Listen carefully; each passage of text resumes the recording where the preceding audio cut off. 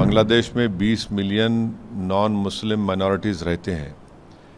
तो ये बहुत ज़रूरी है कि बांग्लादेश के जनाब यूनुस साहब इन नॉन माइनॉरिटीज़ की हिफाजत करें। बांग्लादेश की स्टेबिलिटी भारत की सिक्योरिटी के लिए बहुत ज़रूरी है, ख़ास तौर से नॉर्थ ईस्ट के लिए। हम उम्मीद करते हैं कि भारत सरकार भी बांग्लादेश से और भारत सरकार के हमारे देश में ताल्लुक़ात और ख़राब नहीं होंगे बल्कि अच्छे होंगे, क्योंकि बांग्लादेश जो वो बना था सेकुलर बांग्ला नेशनलिज़म के ऊपर।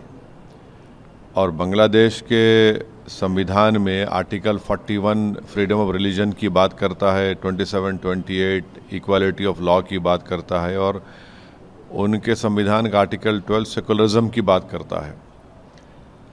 और ये जो वाक़यात हो रहे हैं जिसमें दीपू चंद्र दास को मारकर आग लगा दी गई, फिर अमृत मुंडाल को जान से मार दिया गया।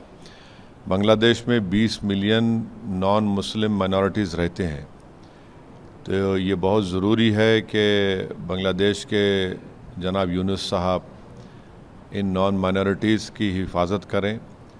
और बांग्लादेश में एक पॉपुलर रेवोल्यूशन आया है और बांग्लादेश की स्टेबिलिटी भारत की सिक्योरिटी के लिए बहुत ज़रूरी है, ख़ास तौर से नॉर्थ ईस्ट के लिए।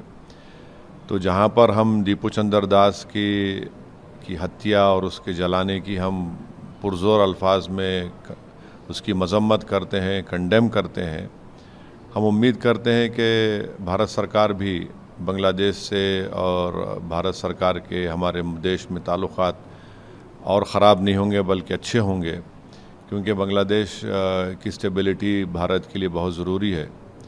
तो उम्मीद करते हैं, बस साथ ही साथ हमको ये भी समझना ज़रूरी है कि हमारे देश में वेस्ट बंगाल के एक लेबर को जिसका नाम जोएल शेख था, उड़ीसा के संबलपुर में उसको बांग्लादेशी कहकर मार दिया गया।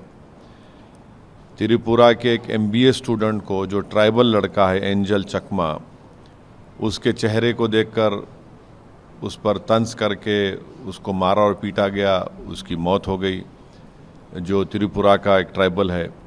फिर नालंदा डिस्ट्रिक्ट में अतहर हुसैन को उसके कान को, उंगलियों को, पैर को काट दिया गया, जिसमें एक रॉड को अंदर डाल दिया गया।